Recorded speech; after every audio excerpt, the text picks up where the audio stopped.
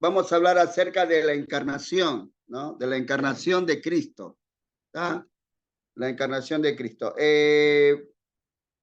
La clase pasada hemos estado hablando acerca del hecho de la encarnación. Hoy vamos a estar hablando acerca de la manera de la encarnación. Cuando hablamos de hechos, para manera de repaso, vamos para atrás, ¿no? Hemos visto la posición de Mateo y Lucas, cuando ellos van registrando los acontecimientos del nacimiento de Jesús, y ambos se exponen hechos reales, ¿no? Ambos toman una postura, pero que coordinan, concuerdan. Por ejemplo, Mateo, ¿no? Él se enfoca el nacimiento diciendo, ha nacido el nuevo rey. Y Lucas, ¿no? Él revela a Cristo como el hombre perfecto, ¿no? Entonces, vemos ahí la posición de cada uno. Ambos hablaron de la virginidad de María. Estoy haciendo un repaso como para poder adentrarnos, ¿no? Tanto Lucas como Mateo. También se descubre que sería madre, ¿no? Antes de su casamiento con José, hablando de María. Y ahí están algunos versículos que hemos visto. También hemos estado hablando acerca de la paternidad divina, ¿no? Y ahí está el versículo de Lucas, ¿no? Cuando dice, ahora concebirás en tu vientre y darás a luz un hijo, y llamarás su nombre Jesús, este será grande y será llamado Hijo del Altísimo, y el Señor Dios le dará el trono de David su padre, y reinará sobre la casa de Jacob para siempre, y su reino no tendrá fin. Entonces María dijo, ¿cómo será esto? Pues no conozco varón. Y ahí estamos viendo, ¿no? La virginidad de María. Respondiendo el ángel le dijo, el Espíritu Santo vendrá sobre ti y el poder del Altísimo te cubrirá con su sombra, por lo cual también el santo ser que nacerá será llamado Hijo de Dios. Entonces Lucas va enfocando, ¿no? A Jesús como el Hijo de Dios. Proseguimos. ¿Ves? Todo eso abarca el hecho de la encarnación. Ahora vamos a meternos con el segundo punto, hablando de la encarnación de Cristo, la manera de la encarnación. ¿Está? Entonces, fíjense, hablando acerca de la manera de la encarnación, también va a ser testificado por Mateo, vamos a ver el testimonio de Lucas, pero la razón por la cual muchos no creen en el nacimiento virginal de Jesucristo es porque ellos piensan que su nacimiento fue el nacimiento de un bebé, ¿no? Y no el nacimiento del ser único y especial como creemos nosotros. Recuerden que lo que estamos hablando es la encarnación de Dios, Dios manifestado en carne. Eso es lo que estamos viendo, ¿no? Dios se hizo carne, la encarnación de Cristo, manifestado en carne. Y eso lo hemos visto en el libro de Juan, capítulo 1, versículo 14. Si lo pueden leer como para recordar, el Evangelio de Juan 1, 14. ¿Alguien lo puede leer? Así interactuamos.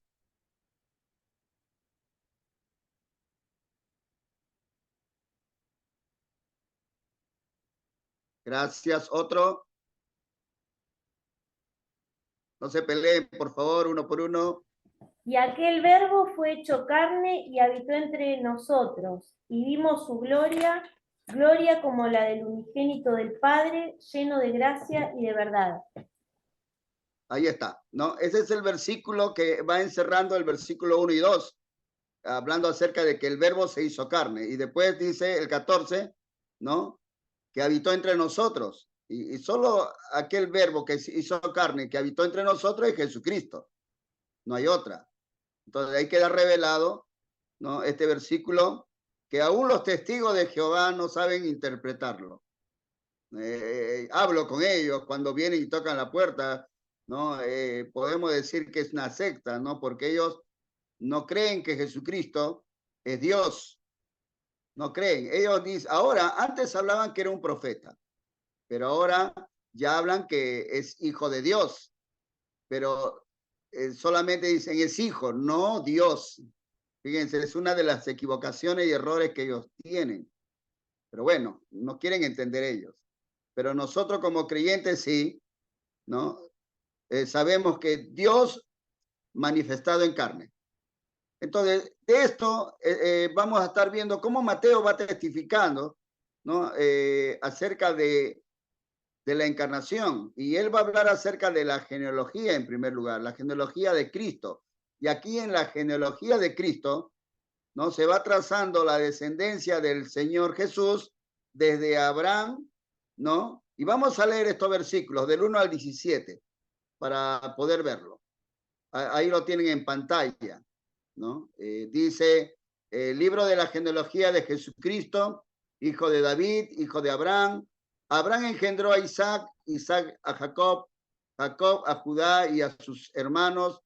Judá engendró a Tamar, a Fares y a Sara, Fares a Esrón y Esrón a Arán. Arán engendró a Aminadab a Nazón, Nazón a Salmón, Salmón engendró de Rahab a Boz, Boz engendró de Ruth a Obed y Obed a Isaí. Isaí engendró al rey David y el rey David engendró de la que fue mujer de Urías a Salomón. Salomón engendró a Roboán, Roboán a Abías y Abías a Asa, Asa a Jotán, Jotán a Acaz y Acaz a Ezequías. Ezequías engendró a Manasés, Manasés a Amón y Amón a Josías. Josías engendró a Jeconías y a sus hermanos y en el tiempo de la deportación a Babilonia. Después de la deportación a Babilonia, ahí hay como que hacen, ¿no?, un paréntesis, un tiempo atrás y un tiempo después.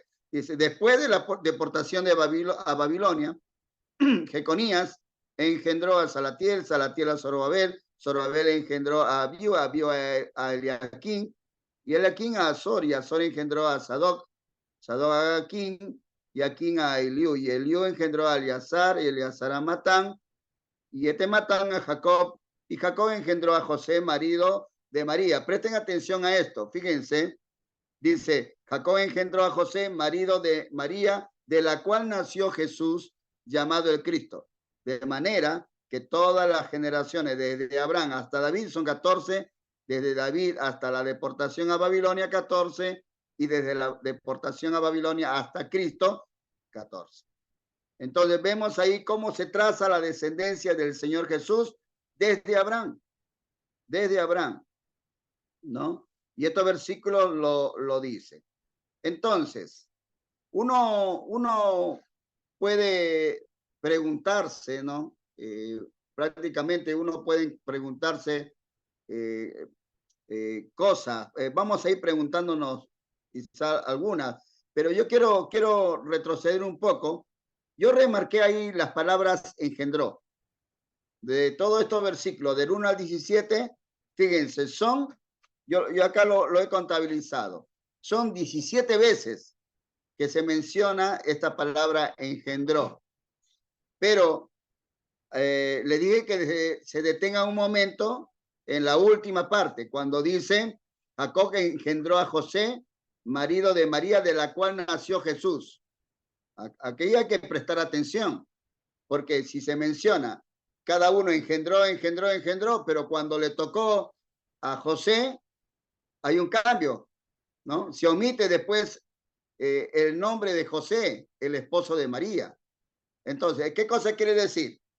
Según el versículo 16 dice, Jacob engendró a José, marido de María, de la cual nació Jesús, llamado el Cristo. Quiere decir que José no engendró a Jesucristo. ¿Ves? José no engendró a Jesucristo, porque Jesucristo, el Hijo de Dios, no fue engendrado por hombre alguno, sino el santo ser que está en los cielos, ¿no? Ese vemos ahí un engendrar divino, espiritual. Entonces José no engendró a Jesucristo. Y eso es un buen dato. Ahora, entonces uno puede preguntarse dos cosas. En primer lugar, ¿por qué se menciona su genealogía en primer lugar? ¿Por qué se menciona? A ver, ¿alguien puede contestar esta pregunta? ¿Por qué se menciona su genealogía en primer lugar? A ver, ¿alguien quiere compartir?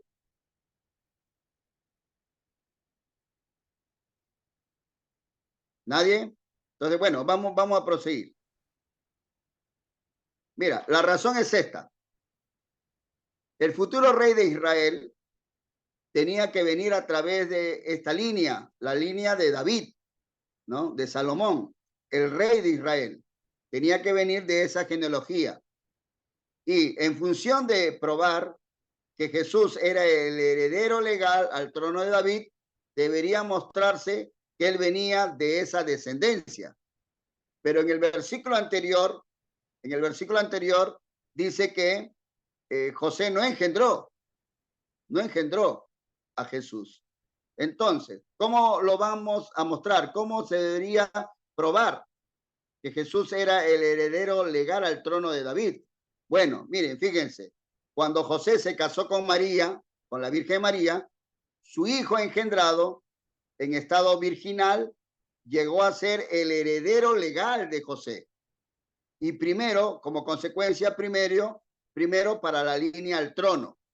Entonces, José se convirtió, ¿no?, como padre legal de Jesucristo. Y Jesús llegó a ser el heredero legal al trono, ¿no? Entonces podemos nosotros ver cómo se menciona su generación en primer lugar. Es cuando José se casó con María, ¿no? Y su hijo, que engendró de un estado virginal, llegó a ser el heredero legal de José. Entonces, ahí queda. Ahora, vamos a hacernos otra pregunta. ¿Era Cristo realmente un hijo de David? A ver, ¿qué piensan? ¿Era Cristo realmente un hijo de David? Porque tenía que tener esa línea. Entonces, hay muchos que confunden, hay muchos que tratan de poder encontrar una respuesta, pero ciertamente lo era, ¿no? Pero no a través de José y de Salomón, no. En realidad, Jesús, él era hijo de David a través de María, su madre, trazando su genealogía a través de Natán, porque María, ¿no? Sus padres fue Natán, o sea, de esa línea de Natán, del hijo de David, el otro hijo de David, ¿no? Entonces, fíjense, María, ¿no? Entonces, él era hijo de David a través de su madre María, trazando su genealogía a través de Natán. Entonces, podemos decir que de sangre, Cristo Jesús era un hijo de David a través de María. Legalmente, él era hijo de David a través de José. Pero de sangre, ¿no? Cristo Jesús era un hijo de David a través de María. ¿Me entienden? A ver, compartamos ahí un poquito. A ver, estoy tratando de ver si estamos entendiendo esto. Porque es muy importante entender esto, porque cuando estemos discipulando, por ejemplo, a un nuevo creyente, van a haber preguntas. O cuando alguien de afuera que no tiene a Jesús va a preguntar, entonces necesitamos estar claros en poder dar respuesta. O cuando alguna religión o una secta que viene y toca la puerta y dice, no, Jesús no es hijo de Dios, ¿no? Entonces uno aprende a dar una respuesta clara. Entonces, ¿era Cristo realmente un hijo de Dios? Sí, sí lo era. Pero no a través de José y Salomón, no. Sino que era a través de María. Porque ella viene de la descendencia de Natán, el otro hijo de David. Entonces, por sangre, Cristo Jesús era hijo de David. Pero legalmente, ¿no?, era hijo de David a través de José. Y eso es lo que hemos estado explicando en la primera pregunta. ¿Está bien? Entonces, proseguimos un poco. A ver, la actitud de José. Veamos un poquito, porque siempre hemos estado viendo la actitud de José, ¿no? Y acá en Mateo, capítulo 1, del 18 al 25, fíjense lo que dice, ¿no? Dice así: el nacimiento de Jesucristo fue así. Estando desposada María, su madre, con José, antes que se juntasen, se halló que había concebido del Espíritu Santo. José, su marido, como era justo y no quería infamarla, quiso dejarla secretamente, y pensando él en esto, porque estaba pensando, ¿no? Imagínense, pónganse en lugar de José. Vivamos ese contexto, imagínate, ¿no? Retrocediendo años atrás, que te pase algo así. Ha desposado a la novia y está embarazada. Y tú en conciencia sabes que no es tuyo. Entonces, fíjate, ¿no? Él estaba pensando en esto, a ver, ¿qué cosa hago? Pero la Biblia dice que José era justo y no quería infamarla, o sea, no quería acusarla ante las autoridades, ¿no? Según la ley. Si él la acusaba, iba a morir apedreada. Tampoco quiso dejarlas, entonces quiso dejarlas secretamente. Estaba pensando, él estaba ahí dándole vuelta la cabeza, pero no tomaba decisión. Pero dice, en ese momento, he aquí un ángel del Señor le apareció en sueños y le dijo, José, hijo de David, no temas recibir a María tu madre, perdón, a María tu mujer, porque lo que en ella es engendrado del Espíritu Santo es. Y dará a luz un hijo, llamará su nombre Jesús, porque él salvará a su pueblo de su pecado. Todo esto aconteció para que se cumpliese lo dicho por el Señor por medio del profeta, cuando dijo, he aquí, una virgen concebirá y dará a luz un hijo, llamará su nombre Emmanuel, que traducido es Dios con nosotros. Entonces, ¿qué pasó con José? Dice, y despertando José del sueño. Entonces, da un contexto que él estaba pensando en esto y se quedó dormido, ¿no? Y ahí vemos la revelación divina del ángel del Señor. Y despertando José del sueño, hizo como el ángel del Señor le había mandado y recibió a su mujer. ¿Ves? No dudó, dejó de pensar en dejarla secretamente, dejó eso. ¿Y qué cosa hizo? La recibió su mujer. Y acá hay algo interesante, pero no la conoció hasta que dio a luz a su hijo primogénito y le puso por nombre Jesús. Ya hemos explicado esta palabra, conoció. Entonces, fíjate que ahí no la tocó, ¿no? Hasta que ella pueda cumplirse los días y meses del alumbramiento de Jesús.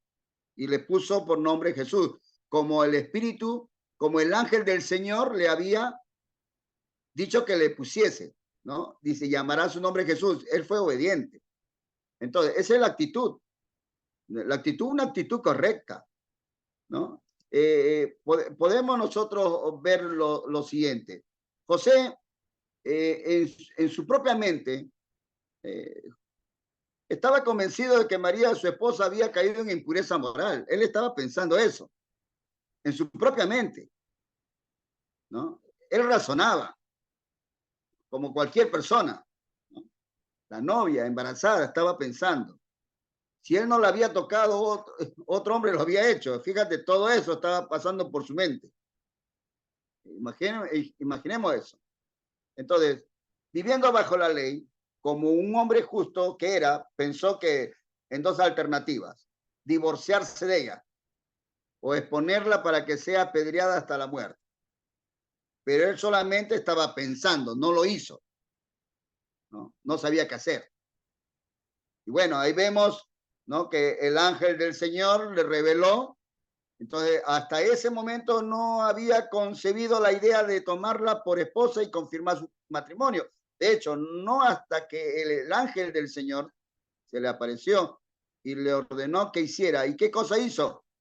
Fue obediente, él lo hizo. Entonces, vemos la actitud correcta, una actitud de obediencia de José. Y en eso demostró José que era justo. ¿Ves? Un hombre justo en su época se diferenció. Por eso la Biblia habla bien de José como un hombre justo, porque al poder obedecer demostró que lo era. Esa es la actitud correcta. Obediencia a Dios, obediencia a la palabra de Dios. Otra cosa, por ejemplo, vemos también en la adoración de los hombres sabios, ¿no? Los magos, ¿no? Estos hombres que vinieron del oriente, Fíjense qué dijeron, ¿no? Vinieron del oriente a Jerusalén unos magos, diciendo, ¿dónde está el rey de los judíos que ha nacido? Porque su estrella hemos visto en el oriente y venimos a adorarle. Venimos a adorarle. Y el versículo 11 dice, y al entrar en la casa vieron al niño con su madre María postrándose, lo adoraron. Lo adoraron. Abriendo sus tesoros, le ofrecieron oro, incienso y mirra. Los tres presentes. Algunos dicen, bueno, quizá por esos tres presentes eran tres. No, no eran tres, eran más, porque eran sabios, ¿no? Venían acompañados. Pero prácticamente por los tres presentes, algunos deducen que eran los hombres sabios, los tres, porque entregaron presentes. Y cada uno de esos presentes tiene un significado, ¿no? Pero este es otro estudio. Sería muy lindo poder llegar a ese punto también. Ahora, realmente estos hombres sabios lo eran, ¿no? Lo eran, ¿no? Eran sabios. Ellos adoraron al niño, no adoraron a María, su madre. Por eso decimos que eran hombres sabios. Hoy en día es todo lo inverso, ¿no? Hoy en día la religión, ¿no? En vez de adorar a Jesús, adoran a la madre. Y cuán equivocados están. Pero nosotros como creyentes entendemos, pero las personas todavía no entienden. Hay una religiosidad total, ¿no? Y fíjate, la mayoría hemos sido muy católicos. Yo lo era, muy católico, ¿no? Iba a misa. Yo creo que casi la mayoría, como base, hemos sido rescatados de una religión católica. Yo iba a misa, me enseñaban las monjas, etcétera, imagínate, ¿no? Acá en Perú me hacían mis padres usar un hábito morado con un cordón blanco y un detente así de Jesús crucificado, ¿no? Hasta la adolescencia, ¿no? Ya no me quedaba y se perdió, menos mal. Pero imagínate para mí que me sacaran el detente, esa figura de Jesús crucificado, esa foto, para mí era una ofensa que jugaran con eso los amigos del cole, ¿no? Es que para mí en mi pensar era muy importante María, era en mi...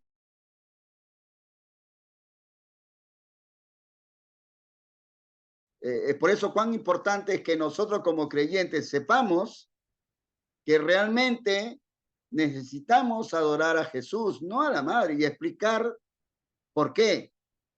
¿Por qué razón necesitamos adorar a Jesús? Porque es Dios hecho hombre. María fue un instrumento en las manos del Señor, una mujer santa, una mujer que fue usada como un instrumento. Ella misma da testimonio después. Entonces vemos ahí, verdaderamente estos hombres eran sabios porque adoraron al niño.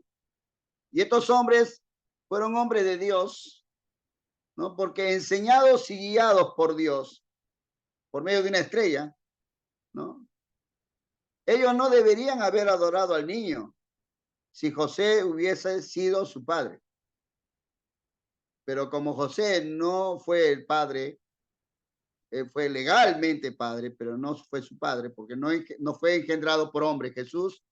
Entonces ellos vinieron siendo enseñados y guiados por Dios para adorar al Hijo de Dios. Entonces vemos ahí cuán importante es eso, ¿no? Ahora, vemos otro punto. Por ejemplo, las expresiones que encontramos acá, tanto en Mateo 2, versículo 11, leamos algunos versículos. Por ejemplo, el versículo 11 dice, al entrar en la casa, vieron al niño con su madre, María, y postrándose lo adoraron, y abriendo su tesoro le ofrecieron presente oro, incienso y mirra. Ahora, en el versículo 13 dice, después que partieron ellos, he aquí un ángel del Señor apareció en sueños a José y dijo, levántate, toma al niño y a su madre, y huye a Egipto, y permanece allá hasta que yo te diga, porque acontecerá que Herodes buscará al niño para matarlo. Y el versículo 14 dice, y él despertando tomó de noche al niño y a su madre, y se fue a Egipto. Y ahora veamos el versículo 20. Dice, diciendo, levántate, toma al niño y a su madre y vete a tierra de Israel, porque han muerto los que procuraban matar, perdón, procuraban la muerte del niño. Nuevamente vemos ahí, ¿no? Al Señor, obrando al ángel del Señor, diciéndole y guiándole a José lo que tendría que hacer con el niño y su madre. Ahora, estas expresiones, el niño y su madre, en este pasaje se menciona 4 veces. 4 veces aparece esta expresión. Nunca se le menciona, nunca se lo menciona como hijo de José. Y ahí vemos nosotros esta expresión muy importante para tenerlo en cuenta, ¿no? Versículo 11, al niño con María su madre. Y después el versículo 13 y 14, al niño y a su madre. Y el versículo 20, al niño y a su madre. ¿Ves? Por eso estas expresiones son muy importantes para saber quién es aquel que debemos adorar. Ahora, otra de las cosas, por ejemplo, también es referido a esto, ¿no? Debemos observar otra declaración. Dice, mi hijo. Esa es una declaración. No el hijo de José, sino el hijo de Dios. Veamos este versículo. Fíjense lo que dice este versículo. Mateo 2, del 13 al 15. Dice, después que partieron ellos, he aquí un ángel del Señor apareció en sueño a José y dijo, levántate y toma al niño y a su madre y huye a Egipto. Permanece allá hasta que yo te diga, porque acontecerá que Herodes buscará al niño para matarlo. Y él despertando, tomó de noche al niño y a su madre y se fue a Egipto y estuvo allá hasta la muerte de Herodes para que se cumpliese lo dicho, lo que dijo el Señor por medio del profeta cuando dijo, de Egipto llamé a mi hijo. ¿Ves? Esa declaración es muy importante. No dice el hijo de José, sino hijo de Dios, mi hijo. ¿Quién lo dice? El Señor mismo, por medio del profeta. Entonces, ahí vemos el versículo. Eso es lo que vemos, lo que testificó Mateo en cuanto a, ¿no?, al nacimiento, a la encarnación de Jesucristo. Ahora, vamos a ver también lo testificado por Lucas. En primer lugar, la anunciación de Zacarías, ¿no? Cuando el ángel le dijo a Zacarías, no temas, ¿no? Vamos a leer mejor el versículo. A ver, acá está el versículo. Dice, pero el ángel le dijo a Zacarías, no temas, porque tu oración ha sido oída, y tu mujer Elizabeth te dará a luz un hijo, y llamará su nombre Juan. Sabemos que Juan el Bautista, ¿no? El padre era Zacarías, y la madre de Juan el Bautista, Elizabeth. Entonces dice, y tendrás gozo y alegría, y muchos se regocijarán de su nacimiento, porque será grande delante de Dios. No beberá vino ni sidra, y será lleno del Espíritu Santo aún desde el vientre de su madre. ¿Y qué hará? Dice, y hará que muchos de los hijos de Israel se conviertan al Señor, Dios de ellos, e irá delante de él con el espíritu y el poder de Elías para hacer volver los corazones de los padres a los hijos y de los rebeldes a la prudencia de los justos, y dice también para preparar al Señor un pueblo bien dispuesto. Entonces, esa es la cosa que iba a hacer este hijo, que le iban a hacer a Zacarías, Juan el Bautista. Entonces, podemos ver ahí este versículo. Ahora, recordemos que a Zacarías le fue dicho que tendría un hijo y que sería este, ¿no? Juan el Bautista, precursor de Cristo, el Hijo de Dios. Ahora, esto es en cuanto a la anunciación a Zacarías, por medio del ángel. Ahora, veamos la anunciación a María, en cuanto al nacimiento de Jesús. Fíjate lo que dice Lucas 1, 30 y 31. Dice, entonces el ángel le dijo, María, no temas, porque has hallado gracia delante de Dios, y ahora concebirás en tu vientre y darás a luz un hijo y llamarás su nombre Jesús. Eso es lo que le dijo el ángel. Porque como toda mujer, ¿no? Una mujer, una señorita que le diga, vas a tener un bebé en el vientre, estaría un poco preocupada, temerosa, pero el ángel ahí le dice, María, no temas. has hallado gracia delante de Dios, concebirás en tu vientre y darás a luz un hijo y llamarás su nombre Jesús. Ahora, si María hubiera llegado a estar embarazada de un hombre, a ver, esto es algo muy importante como para poder pensar también. Si María hubiera llegado a estar embarazada de un hombre y Dios todavía la bendijese estando en esa condición, entonces Dios sería un Dios de maldad, porque estaría bendiciendo a una mujer que estaba embarazada de un hombre. O sea, en otras palabras, podemos decir que ella no era virgen, ya estaba embarazada. Pero la cosa no era así, ¿no? Nosotros sabemos que él tuvo gracia con ella, según el versículo. Ella halló gracia ante Dios.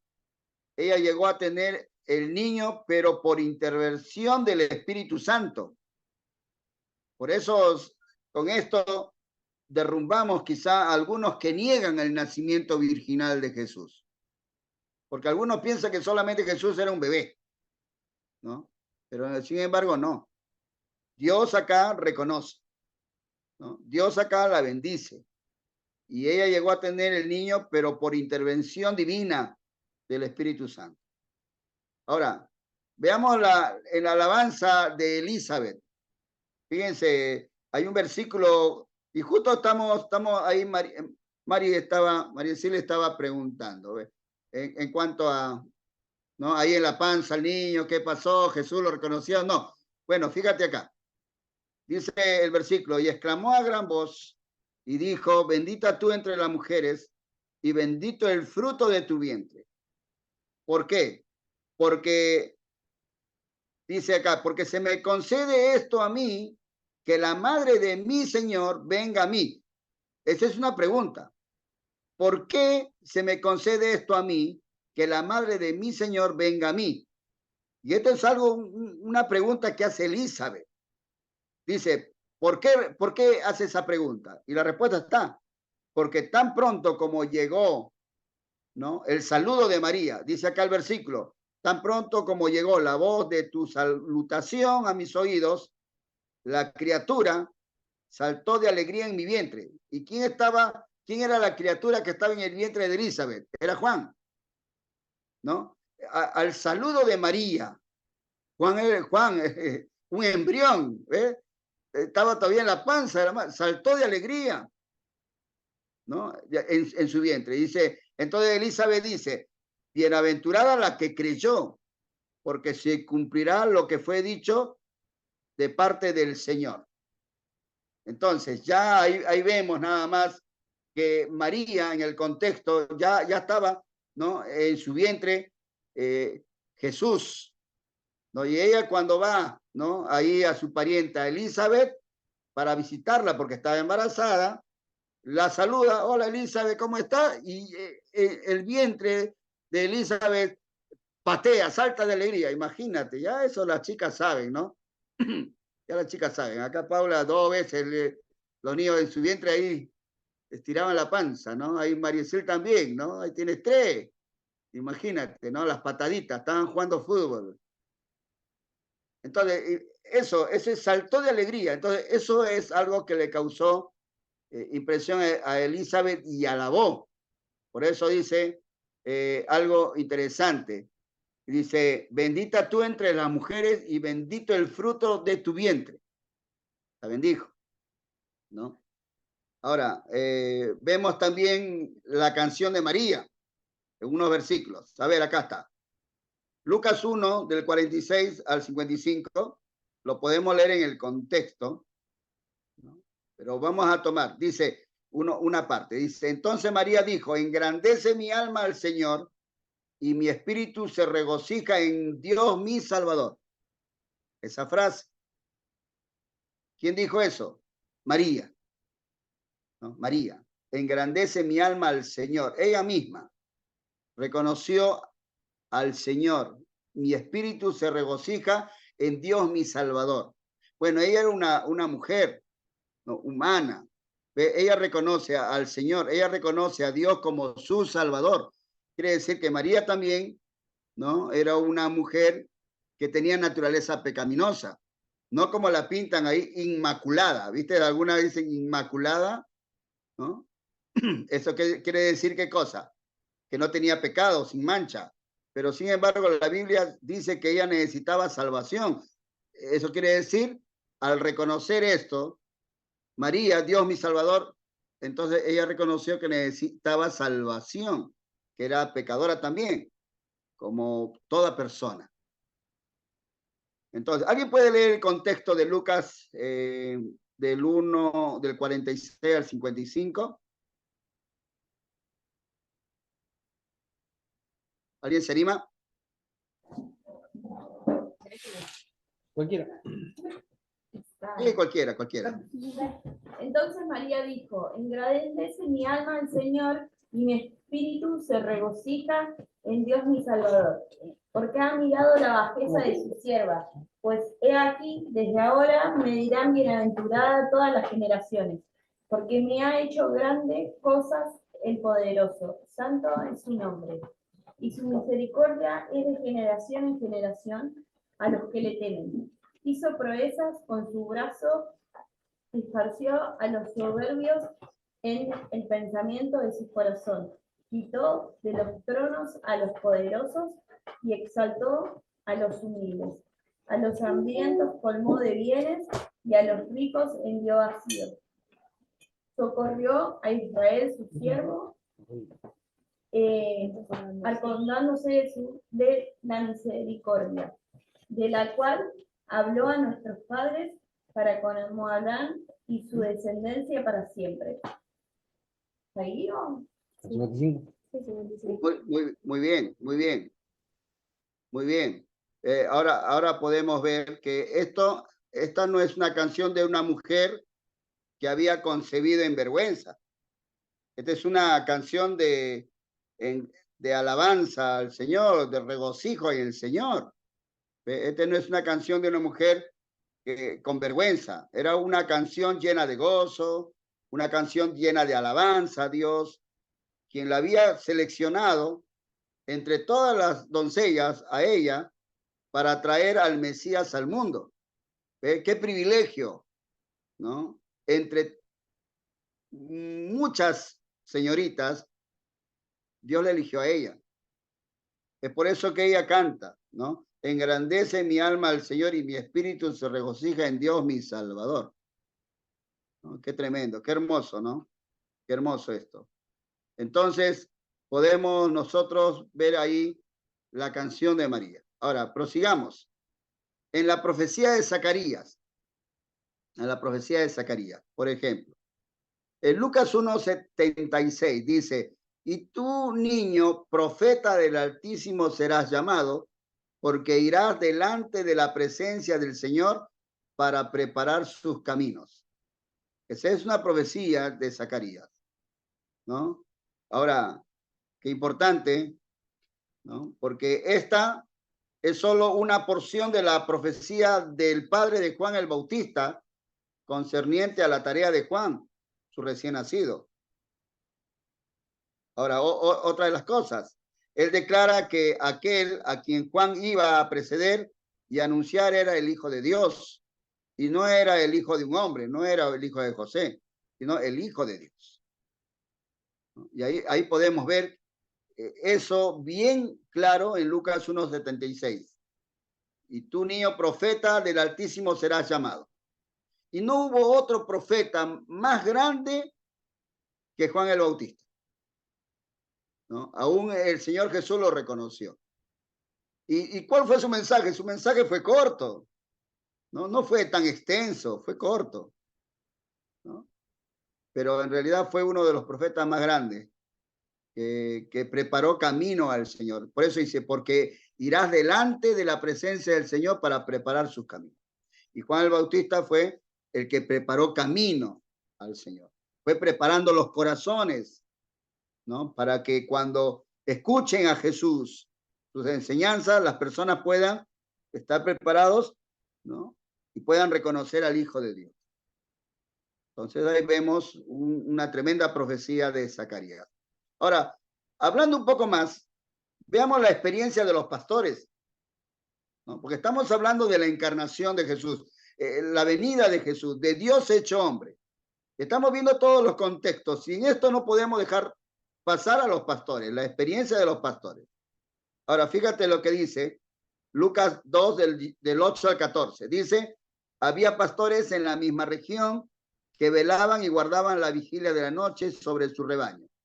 Y aquí se les presentó un ángel del Señor y la gloria del Señor los rodeó de resplandor y tuvieron gran temor. Pero el ángel les dijo, no temáis, porque he aquí os doy nuevas de gran gozo, que será para todo el pueblo, que os ha nacido hoy en la ciudad de David un Salvador, que es Cristo el Señor. Esto os servirá de señal, hallaréis al niño envuelto en pañales, acostado en un pesebre, y repentinamente apareció con el ángel una multitud de huestes celestiales que alababan a Dios y decían, gloria a Dios en las alturas y en la tierra paz, buena voluntad para con los hombres. Entonces, esto experimentaron los pastores, ¿no? Toda esta revelación divina, esa voz, y encima la alabanza de la hueste celestial, cantando ahí, gloria a Dios en las alturas y paz en la tierra, ¿no? Y buena voluntad para con los hombres. Pero se le da también algo, un dato, ¿no? Dice, este dato era lo siguiente, cuando hablaban acerca del niño, ¿no? Que ha nacido en la ciudad de David. Dice, esto os servirá de señal. Hallaréis al niño envuelto en pañales, acostado en un pesebre. Y así fue. Cuando ellos fueron, ¿no?, a ver dónde estaba Jesús, el niño recién nacido, lo encontraron así. Y inclusive estaban ahí también estos hombres sabios que habían venido de un lugar distante, de tierras muy lejanas, del oriente. También vinieron a adorar y presentaron sus presentes. Y todo esto es un cuadro de un testimonio de la venida de Dios hecho hombre a la tierra, el Salvador, ¿no? Cristo el Señor. Y ahí este cuadro precioso que nos deja Lucas dándonos, testificando, cuando Cristo nació. ¿Qué pasó? Cuando Cristo nació, los cielos entonaron un mensaje de alabanza. Ahora pregunto, ¿podría todo esto haber sucedido con un hijo bastardo? Imposible. Por supuesto que no. Pero Jesús era lo que la Escritura dice que Él es, Cristo el Señor, el Hijo de la Virgen María. Cristo el Señor. Eso dice la Escritura. Ahora, qué hermoso, ¿no? Lo que vivieron la experiencia de los pastores. Y fueron y también alabaron a Dios. Ese cuadro, ¿no? Ese cuadro ahí en todo el ambiente en la noche, ¿no?, que ángeles ahí alababan, fue espectacular para ellos, ¿no? El anunciamiento de el Hijo de Dios, Dios hecho hombre, el nacimiento. Ahora, vamos a ver un poquito otra de las cosas. Por ejemplo, vamos a ver los objetivos. Y vamos a ir avanzando poco a poco, pero la idea es ir aprendiendo. Los objetivos de la encarnación. ¿Cuáles eran los propósitos del nacimiento virginal? Bueno, vamos a ver. En primer lugar, uno de los propósitos del nacimiento virginal era dar a conocer al Dios invisible.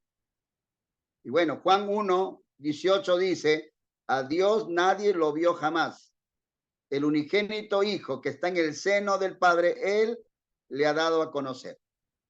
Entonces, este versículo de Juan 1:18 habla acerca de que se dio a conocer al Dios invisible. ¿Quién lo dio a conocer? Jesucristo. Ese es uno de los propósitos del nacimiento virginal. Dar a conocer a Dios. Y Jesús lo hizo, ¿no? Ahora, el segundo, para cumplir la profecía. Y acá vamos a ver dos cosas. En primer lugar, la semilla como un ejemplo. La semilla como un ejemplo. Fíjate, retrocediendo a Génesis, capítulo 3:15, dice, pondré enemistad entre ti y la mujer, entre tu simiente y la simiente suya, esta te herirá en la cabeza y tú le herirás en el calcañar. Entonces, Ahora, hago una pregunta, ¿no? Antes de proseguir, vuelvo atrás, hago una pregunta. Una mujer no tiene semilla, ¿no? Una mujer no tiene simiente. La semilla le pertenece al hombre. Eso es algo que tenemos que tener claro. Pero sin embargo, acá el versículo dice, pondré enemistad entre ti y la mujer, entre tu simiente y la simiente suya. Está hablando de la mujer. Ahora, hablando de simiente, estamos hablando de, para términos más claros, el semen del hombre. Es la semilla. ¿Ves? Es la semilla que pone el hombre en la mujer. Entonces la semilla le pertenece al hombre. Pero esta escritura hace mención de la simiente de la mujer. Esto es contrario a la naturaleza y se refiere, por supuesto, al nacimiento virginal cumplido cuando María dio a luz a Jesucristo. ¿Ves? Entonces, esta profecía es, ¿qué cosa? ¿A qué se refiere? Al nacimiento virginal. Porque esa simiente, ¿no? Esa semilla no fue puesta por hombre alguno, sino por Dios mismo, en el vientre de María.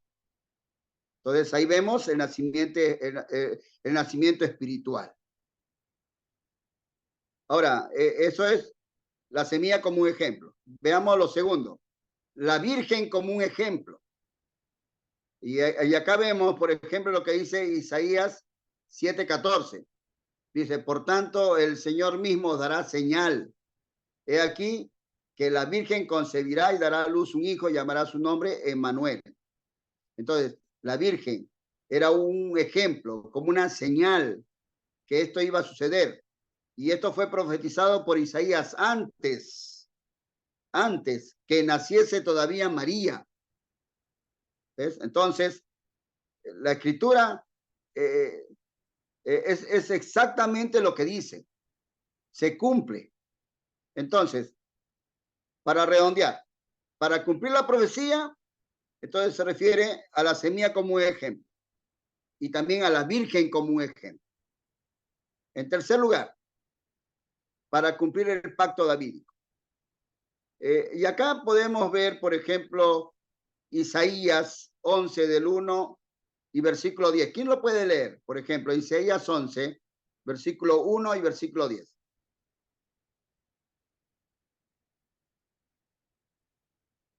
Acá pido que me ayude, ¿está bien? Quizá alguno más pueda estar buscando Jeremías 23, 5 y 6.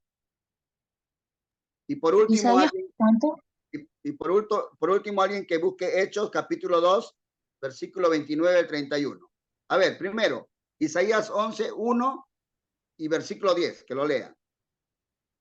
11:1 dice, saldrá una vara del tronco de Isaí y un vástago retoñará de sus raíces. ¿Y el Y 10? el 10, acontecerá en aquel tiempo que la raíz de Isaí, la cual estará puesta por pendón a los pueblos, será buscada por las gentes, y su habitación será gloriosa. Muy bien. Y Jeremías 23, 5 y 6.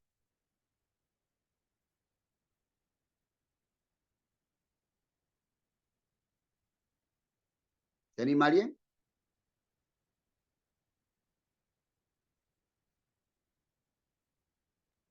Repetilo, si no, y lo leo. Y ahí no busco todavía. Ahí lo tengo, si querés. Dale. Ya estoy. He aquí que vienen días, dice Jehová, en que levantaré a David renuevo justo y reinará como rey, el cual será dichoso y hará juicio y justicia en la tierra. Y en sus días será salvo Judá e Israel habitará confiado, y este será su nombre con el cual le llamarán Jehová justicia nuestra. Muy bien. Y Hechos, capítulo 2, del 29 al 31, ¿quién se anima? Buenos hermanos, se os puede decir libremente del patriarca David, que murió y fue sepultado, y su sepulcro está con nosotros hasta el día de hoy. Pero siendo profeta y sabiendo que con juramento Dios le había jurado que de su descendencia, en cuanto a la carne, levantaría a Cristo como que se sentase en su trono. Viéndolo, antes habló de la resurrección de Cristo, que su alma no fue dejada en el Hades, ni su carne vio corrupción. Muy bien. Yo- Acá el escritor tanto está refiriéndose a las profecías de Isaías y Jeremías. Y acá el escritor, ¿no?, está hablando ahí libremente con todos los que estaban presentes. Le dice: hermanos, varones, se os puede decir libremente que del patriarca David, que murió y fue sepultado, y es más, aclara, su sepulcro está con nosotros hasta el día de hoy. Si esta promesa que dice Isaías, y se saldrá una vara del tronco de Isaí, un vástago retañará de sus raíces, y lo que dice Jeremías, aquí viene el día, dice Jehová, y levantaré a David renuevo justo y reinará como rey, el cual será dichoso. Entonces, él dice, refiriéndose a eso, y prosigue diciendo lo siguiente: pero siendo profeta, Hechos, volvemos a Hechos, pero siendo profeta y sabiendo que con juramento Dios le había jurado que de su descendencia en cuanto a la carne levantaría al Cristo para que se sentase en su trono, viéndolo antes, habló de la resurrección de Cristo, que su alma no fue dejada en el Hades, ni su carne vio corrupción. Entonces, fíjate cómo el escritor acá de Hechos de los Apóstoles está hablando a los hermanos, a los judíos ahí, que reafirmando que Jesucristo era el cumplimiento de estas promesas, ¿no? Jesucristo era el cumplimiento de las promesas. Y hablando acerca de la resurrección de Cristo. Ahora, fíjate lo que dice acá Primera de Samuel, por ejemplo. Voy a leer yo Primera de Samuel, ¿está bien? Primera de Samuel, voy a dar lectura. Y voy a dar lectura del capítulo 7 de Primera de Samuel, del versículo 4 al 17. Dice: entonces los hijos de Israel quitaron a los Baales y a Astarot y sirvieron solo a Jehová. Y Samuel dijo: reunid a todo Israel en Mizpa, y yo oraré por vosotros a Jehová. Y se reunieron en Mizpa, y sacaron agua, y la derramaron delante de Jehová, y ayunaron aquel día, y le dijeron allí: contra Jehová hemos pecado. Y juzgó Samuel a los hijos de Israel en Mizpa. Cuando oyeron los filisteos que los hijos de Israel estaban reunidos en Mizpa, subieron los príncipes de los filisteos contra Israel, y al oír esto, los hijos de Israel tuvieron temor de los filisteos. Entonces dijeron los hijos de Israel a Samuel: no cese de clamar por nosotros a Jehová nuestro Dios, para que nos guarde de la mano de los filisteos. Y Samuel tomó un cordero de leche y lo sacrificó entero en holocausto a Jehová, y clamó Samuel a Jehová por Israel, y Jehová le oyó. Y aconteció que mientras Samuel sacrificaba el holocausto, los filisteos llegaron para pelear con los hijos de Israel. Mas Jehová tronó aquel día con gran estruendo sobre los filisteos y los atemorizó. Y fueron vencidos delante de Israel. Y saliendo los hijos de Israel de Mizpa, siguieron a los filisteos, hiriéndoles hasta abajo de Betcar. Tomó luego Samuel una piedra y la puso entre Mizpa y Sen, y le puso por nombre Ebenezer, diciendo: hasta aquí nos ayudó Jehová. Así fueron sometidos los filisteos y no volvieron más a entrar en el territorio de Israel, y la mano de Jehová estuvo contra los filisteos todos los días de Samuel. Y fueron restituidas a los hijos de Israel las ciudades que los filisteos habían tomado, a los israelitas desde Ecrón hasta Gab. E Israel libró su territorio de mano de los filisteos, y hubo paz entre Israel y el amorreo, y juzgó Samuel a Israel todo el tiempo que vivió. Y todos los años iba y daba vuelta a Betel, a Gilgal y a Mizpa, y juzgaba a Israel en todos estos lugares. Después volvía a Ramá, porque ahí estaba su casa, y acá vemos ahí la casa de ¿quién? De Samuel, y el lugar también, y allí juzgaba a Israel, y edificó allí un altar a Jehová. Ahora, lo contrastamos con lo que dice Lucas. Es un dato también importante. Lucas 1, 32 y 33, que lo tenemos en pantalla. Dice: este será grande y será llamado Hijo del Altísimo, y el Señor Dios le dará el trono de David su padre, y reinará sobre la casa de Jacob para siempre, y su reino no tendrá fin. Entonces, podemos ver que el cumplimiento del pacto davídico. Eso es uno de los objetivos de la encarnación, dar a conocer al Dios invisible, cumplir la profecía, pero también cumplir el pacto davídico. Por último, también vemos el sacrificio por nuestros pecados. Ahora, primera de Juan 3:5 dice, y sabéis que Él apareció para quitar nuestros pecados, pero algo interesante dice, y no hay pecado en Él. Por eso dice Juan el Bautista, he aquí el Cordero de Dios que quita el pecado del mundo. Porque Él era el único que no tenía pecado, y el sacrificio debería ser perfecto, sin mancha. Bueno, y Cristo es el Cordero perfecto y sin mancha, que se presentó en sacrificio por cada uno de nosotros. Por eso Juan da testimonio, la primera carta dice, y sabéis que Él apareció para quitar nuestros pecados, y no hay pecado en Él. ¿Alguien puede leer Hebreos 10?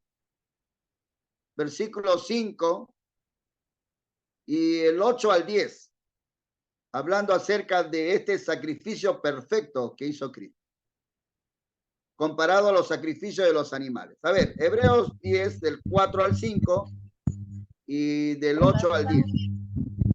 Perdón. Por la sangre de los toros y de los machos cabríos no puede quitar los pecados, por lo cual, entrando en el mundo, dice, sacrificio y ofrenda no quisiste, mas me preparaste cuerpo. ¿Ahí? ¿Está bien? Ok, del 8 al 10. El 8 al 10. Diciendo primero, sacrificio y ofrenda y holocausto y expiaciones por el pecado no quisiste, ni te agradaron las cuales cosas se ofrecen según la ley. Y diciendo luego, he aquí que vengo, oh Dios, para hacer tu voluntad. Quítalo primero para establecer esto último. En esa voluntad somos santificados mediante la ofrenda del cuerpo de Jesucristo, hecho una vez para siempre. Muy bien, gracias. Qué lindo. Fíjate, dice el versículo del 4 al 5, que Dios ya no quiso más los sacrificios hechos por los hombres. Porque estos sacrificios no podían quitar el pecado de los hombres. No podían. Entonces, Dios mismo entrando en el mundo, y ahí vemos la encarnación de Cristo. Dios mismo hecho hombre, ¿no? Se presentó como sacrificio y ofrenda, ¿no? Dice, más me preparaste cuerpo. Ahí vemos la encarnación de Cristo, ¿no? Diciendo primero, sacrificio, ofrenda, holocausto y expiaciones por el pecado no quisiste. Bueno, no, Dios no se agradó más lo que ofrecían según la ley. Que por eso dice, y diciendo luego, he aquí que vengo, oh Dios, para hacer tu voluntad. Quítalo primero para establecer esto último. Y en esa voluntad, ¿no? De venir a este mundo, de tomar forma humana, de encarnarse, con el propósito de poder no solamente cubrir el pecado, sino quitar nuestros pecados. Él se presentó a sí mismo como ofrenda expiatoria por nuestros pecados. Es por eso que el versículo termina, dice, en esa voluntad somos santificados mediante la ofrenda del cuerpo de Jesucristo, hecha una vez para siempre. Con una sola ofrenda, Cristo quitó nuestros pecados. Por años se sacrificaban animales para poder cubrir el pecado del hombre, pero no quitarlo. Y Dios ya se cansó, dijo, no más, basta ya, ya no quiero. Entonces vemos la voz, el verbo, se hizo carne y habitó entre nosotros para presentarse como una ofrenda perfecta. Y esa ofrenda fue hecha una vez y para siempre, para quitar nuestros pecados y limpiarnos de toda maldad. Ahora, 1 Corintios 15, del 1 al 4, fíjense lo que dice. 1 Corintios 15, del 1 al 4. Además os declaro, hermanos, el evangelio que os he predicado, el cual también recibiste, en el cual también perseveráis, por el cual asimismo, si retenéis la palabra que os he predicado, sois salvos, si no creísteis en vano. Porque primeramente os he enseñado lo que asimismo recibí, que Cristo murió por nuestros pecados, conforme a las escrituras, de que fue sepultado y que resucitó al tercer día, conforme a las escrituras. Y esto lo declaró ¿Ves? Eso es lo que ellos predicaban, que Cristo murió por nuestros pecados. Él es la ofrenda perfecta, ¿no? Hecha una vez y para siempre. Entonces, podemos ver ahí, ¿no? Él vino para sacrificio por nuestros pecados. Ahora, hablemos acerca de este sacrificio. Un sacrificio de animales nunca quita el pecado. Y eso es algo que necesitamos nosotros entender a la luz de los versículos que estamos estudiando, ¿no? Fue Dios quien instituyó sacrificio de animales, claro, pero aún así toda la sangre que por los siglos fue vertida en los altares judíos nunca quitó los pecados, nunca. Entonces, ¿por qué entonces fue ordenado así? Bueno, la respuesta es, en primer lugar, fue ordenado así antes para proveer una cobertura de los pecados hasta que la sangre de Cristo nos lavara de ellos. Por eso fue ordenado así hasta que Cristo muriese en la cruz para limpiarnos de toda maldad por medio de su sangre. No, los sacrificios de los animales nunca pudieron quitar los pecados, porque los sacrificios deben estar a la altura del hombre por quien fueron sacrificados. ¿Ves? Entonces, los sacrificios de los animales nunca pudieron quitar los pecados del hombre. Entonces, Cristo sí, una vez y para siempre, con una sola ofrenda expiatoria, pudo quitarlos. Gracias a Dios. Gracias a Dios. Ahora, vemos ahí un sacrificio de animales nunca quita el pecado. B, el sacrificio debe ser sin pecado. Los sacrificios de animales no están a la altura del hombre. Además, un hombre tiene pecado. El hombre es pecaminoso. No puede ofrecerse como sacrificio por otro hombre pecador. Porque si el primer hombre pecador debe morir, él debe morir por sus propios pecados. Además, cuando los sacerdotes que ofrecían sacrificio para cubrir el pecado de todo el pueblo, ellos primero tenían que presentar su ofrenda de sacrificio para cubrir sus propios pecados y luego recién hacerlo para todo el pueblo. Y Dios dijo, no más, basta ya, ¿no? Basta ya, porque el sacrificio debe ser sin pecado y todo hombre que ofrece sacrificio es pecador. Y él debe morir por sus propios pecados. Sí, el sacrificio debe ser un sacrificio infinito. Y acá en Primera de Pedro, con este versículo que damos, dice, no solo debe ser un sacrificio a la altura del hombre, por el cual es ofrecido, sino que además debe ser a la altura de Dios, quien debe ser satisfecho. Jesús, nuestro Señor, cumplió con todo esto, cuando dijo en Primera de Pedro lo siguiente, quien llevó él mismo nuestros pecados en su cuerpo sobre el madero, para que nosotros, estando muertos a los pecados, vivamos a la justicia, y por cuya herida fuiste sanado. Entonces, lo dejamos ahí, porque estamos hablando acerca de lo que hizo Cristo, ¿no? De lo que hizo Cristo por nosotros.